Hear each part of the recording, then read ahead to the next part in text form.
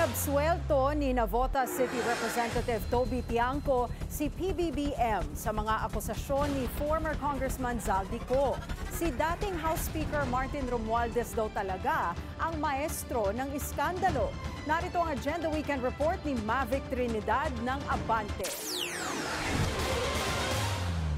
Half-truth lang daw ang mga malateleseryeng bombshell revelations ni dating Ako Bicol Party List Representative Zaldico. Ayon yan kay Navotas City Representative at dating Bagong Pilipinas Campaign Manager Toby Tiangco. Sa isang panayam sa Abante, sinabi ni Tiangco na hindi totoong utos ng Pangulo ang mga budget insertion na inilahad ni Ko para sa 2025 budget. Absuelto raw ang Pangulo at tila si former House Speaker Martin Romualdez ang totoong kumukumpas sa sistema ng korupsyon sa mababang kapulungan. Hindi yun utos ng Pangulo.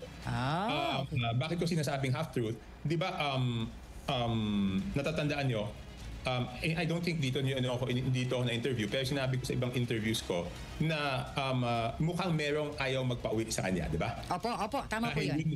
Dahil yun ang ituturo niya, di ba? Yeah. Sino ba ang directly pwede niyang ituro?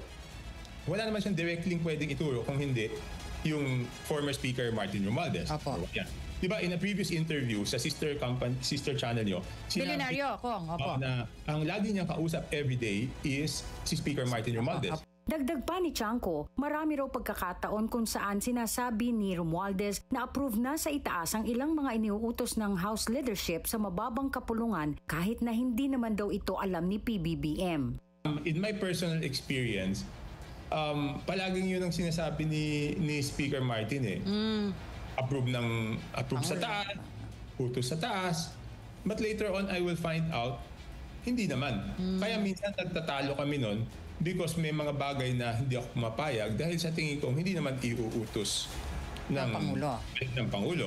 Una nang sinabi ni Con na si PBBM at ang pinsan nitong si Romualdez ang pasimuno sa mga kickback scheme sa budget insertions. Sa pinakahuli nitong pahayag, sinabi ni Con na wala siyang nakuhang pera at tanging sa bulsa lang daw ni PBBM napupunta ang anyay 25% SOP mula sa mga iniutos nitong ipasok na line item sa 2025 GAA. Matatandaan din kabilang ang mga kumpanyang konektado kay Ko sa mga nakakuha ng pinakamalalaking kontrata sa DPWH mula 2022 hanggang 2025, kabilang na ang SunWest Construction and Development Corporation. Marami sa mga ito una nang naiulat na kung hindi substandard ay overpriced. Duda rin si Tiangco sa ipinakikitang lakas ng loob ni Ko na humarap at magpasabog ng mga masiselang impormasyon.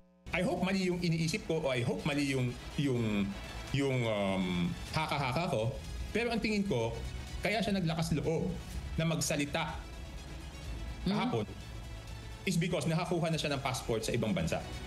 Muling iginiit ni Tiangco na pwede namang kansilahin ng DFA ang passport ni Ko kahit walang court order at hindi masasagasaan ang batas. Para sa Agenda Weekend, Mavic Trinidad, Abante.